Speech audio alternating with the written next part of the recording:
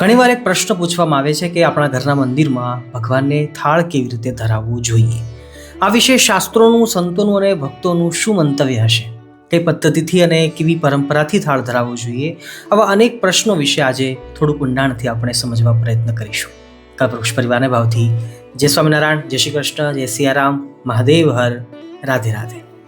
સૌપ્રથમ શરૂઆતથી વાત કરીએ તો ઘરના મંદિરમાં પોતાના પ્રિય એવા કોઈ પણ ઈષ્ટદેવની મૂર્તિને દિવસમાં 2 વાર આરતી થવી જોઈએ, સવારે અને સાંજે. અને એ ઉપરાંત દિવસમાં 3 વાર થાળ ધરાવવો જોઈએ, સવારે, બપોરે અને સાંજે. હવે પહેલા એ સમજી લઈએ કે દરરોજ દિવસમાં 3 વાર થાળ ધરાવીએ તો નવી વાનગીઓ દરરોજ એક્સ્ટ્રા બનાવવાની કોઈ જ જરૂર નથી. પણ આપણા ઘરના રસોડામાં બનતી કોઈ પણ રસોઈ કે જે આપણો પરિવાર જમતા હોય એ દરેક વસ્તુ થાળમાં વ્યવસ્થિત અને પવિત્રતાથી ધરાવી શકાય છે. આ વાત વિસ્તારથી આગળ કરીશું, પરંતુ અત્યારે થાળ ધરાવવાની સરળ પદ્ધતિ સમજી લઈએ.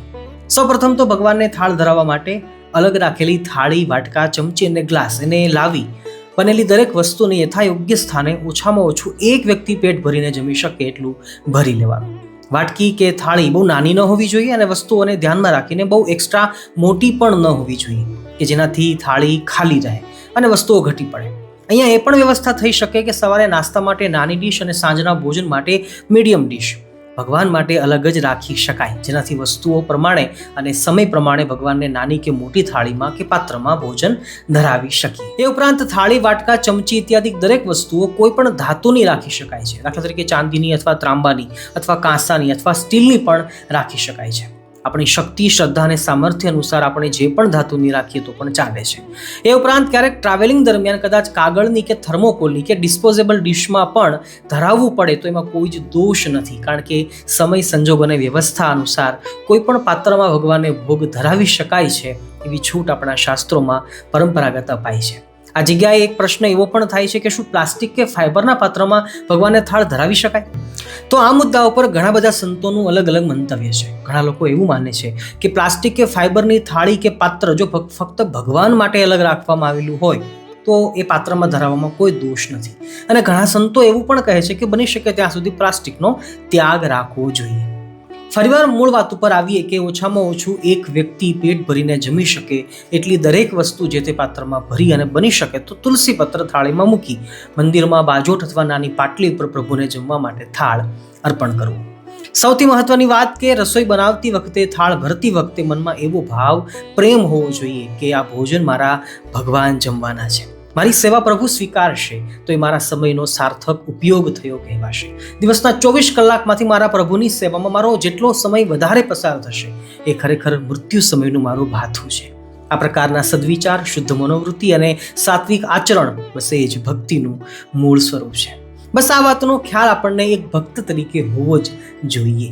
હવે થાળમાં શું વસ્તુઓ ધરાવવી જોઈએ એના એક્ઝામ્પલ તરીકે આપણે બપોરે થાળ ધરાવીએ છીએ તો દાળ, ભાત, શાક, રોટલી, દહીં, છાશ, પાપડ અથવા કોઈ પણ અથાણું, જો હોય તો કોઈ પણ સ્વીટ, આ બધું જ સાફ સુથરી રીતે ભરી લઈ અને ભગવાનની સમક્ષ થાળ ધરાવવું.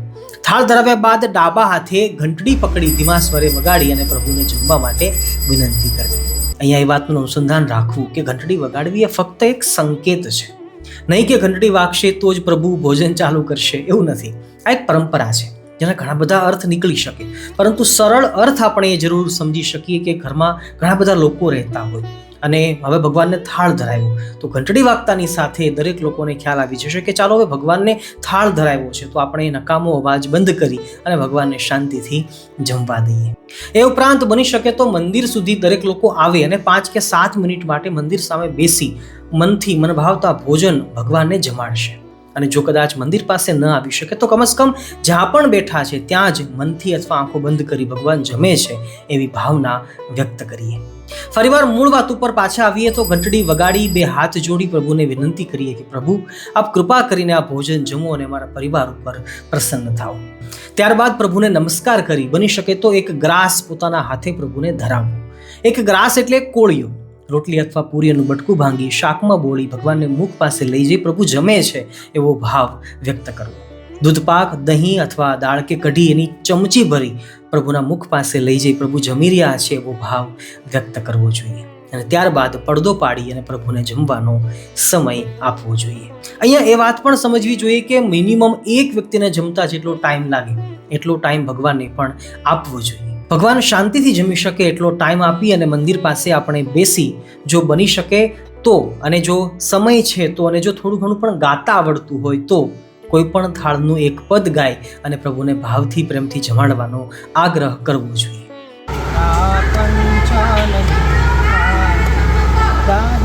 દરરોજ બની શકે તો એકાદ કીર્તન ગાય ભગવાનને જમાડવા અને ખુશ કરવા માટે પ્રયત્ન કરવો જોઈએ. જો હું સ્વામિનારાયણ સંપ્રદાયની જ વાત કરું તો શ્રીજી મહારાજના વખતમાં મૂળજી બ્રહ્મચારી અને નંદ સંતો પ્રભુ જમવા બેસતા ત્યારે સામે બેસીને થાળના પદો ગાય અને પ્રભુને ભક્તિભાવથી જમાડતા. અને આ પરંપરા વૈષ્ણવ સંપ્રદાયમાં પણ જોવા મળે છે. કારણ કે કીર્તન ભક્તિમાં ગાનાર વ્યક્તિનું મન સ્થિર બની જાય છે, એટલે વધારે એકાગ્ર બની અને ભગવાન સાથે ક્ષણો વ્યતીત કરી શકે છે. હવે એ સમજીએ કે કયા સમયે કેટલો ટાઈમ થાળ રાખવો જોઈએ. બપોરે 10 થી 12 મિનિટ સુધી રાખવો જોઈએ, સાંજે 8 થી 10 મિનિટ સુધી રાખવો જોઈએ અને સવારે 7 થી 8 મિનિટ મિનિમમ થાળ રાખવો જોઈએ. ટૂંકમાં આ ગણિતને જો આપણે સરળતાથી સમજવું હોય તો એટલું જરૂર સમજી શકાય કે થાળ ધરાવનાર વ્યક્તિ પોતાને જેટલી જમતા વાર લાગે એટલો સમય ભગવાનને જે તે સમયે થાળ ધરાવી શકાય છે. અને આ બહુ જ પરફેક્ટ ટાઈમનું માપ ગણી શકાય. બહુ ઓછો પણ નહીં અને બહુ વધારે પણ નહીં. બસ પોતાને જેટલી વાર લાગે છે એટલો ટાઈમ ભગવાન માટે આપી દેવો જોઈએ, તો ખરેખર ભગવાન જમીને ખુશ થશે. આ વાતમાં તમારું શું મંતવ્ય છે એ કોમેન્ટમાં જરૂર જણાવશો.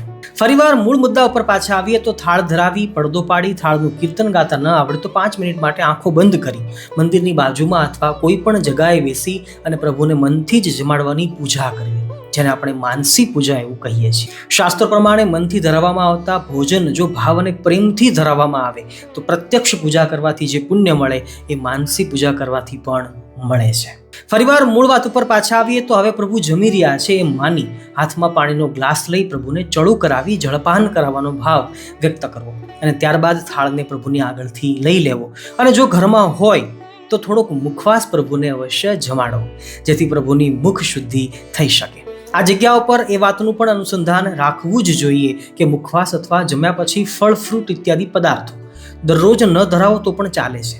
જો આપણા ઘરની અંદર લોકો મુખવાસ જમતા હોય તો ભગવાનને પણ મુખવાસ જમાડવો જોઈએ. અને જો મુખવાસ નથી જમતા તો ભગવાનને પણ ધરાવવાની કોઈ જ જરૂર નથી. ટૂંકમાં એટલું જ સમજવાનું છે કે આપણા પરિવારની રહેણી કહેણી અને પરિવારની પરંપરા પ્રમાણે જેટલું બની શકે એટલું પ્રભુને અર્પણ કરવાનો પ્રયાસ થવો જોઈએ. વધારે પણ નહીં અને ઓછો પણ નહીં. આ બાજુ જે થાળમાં ધરાવેલી વસ્તુઓ છે દરેક વસ્તુઓ જે તે વસ્તુઓ સાથે મેળાવી દઈએ તો દરેક વસ્તુ પ્રભુ પ્રસાદીની બની જાય અને ઘરમાં બનેલું તમામ ભોજન પ્રસાદી બની જાય. આ બાજુ પ્રભુને બપોરે જમાડીએ તો બપોર વચ્ચે સૂવાનો સમય આપવો જોઈએ, એટલે કે પડદો પાડી અને પ્રભુને વિશ્રામ કરવા માટે વિનંતી કરવી જોઈએ. અને બપોર પછી 3:30 અથવા 4 વાગે જ્યારે આપણે ઉઠતા હોઈએ એ સમયે પ્રભુને જળપાન કરાવી પડદો ખોલી અને ઉત્થાપન કરવું જોઈએ. સાંજે પણ થાળ પછી તરત પોઢાડી ન દેવા, કારણ કે સાંજે ચેષ્ટા ઇત્યાદિ નિત્યક્રમ કરી અને પછી જ પ્રભુને પોઢાડવા જોઈએ એવી આપણી પરંપરા ચાલી આવે છે. તો બસ આ રીતે દરેક સત્સંગીના અને વૈષ્ણવના ઘરમાં ભગવાનને થાળ ધરાવવો જોઈએ, તો સાચા અર્થમાં એ ક્રિયા પણ ભક્તિ બની જશે. આજે બસ આટલું સમજીએ અને વિડીયોને વિશ્રાંતિ આપીશું. તમારા મનમાં કંઈ પણ બીજા પ્રશ્ન હોય તો અવશ્ય કોમેન્ટમાં પૂછી શકો છો, અથવા એવો કોઈ ટોપિક હોય કે જેને ખરેખર સમજવો જોઈએ તો અવશ્ય અમને જણાવશો, તો અમે એના ઉપર પણ અવશ્ય વિડીયો બનાવીશું. કલ્પવૃક્ષ પરિવારને ભાવથી જય સ્વામિનારાયણ, જય શ્રી કૃષ્ણ, જય સિયારામ, મહાદેવ હર, રાધે રાધે.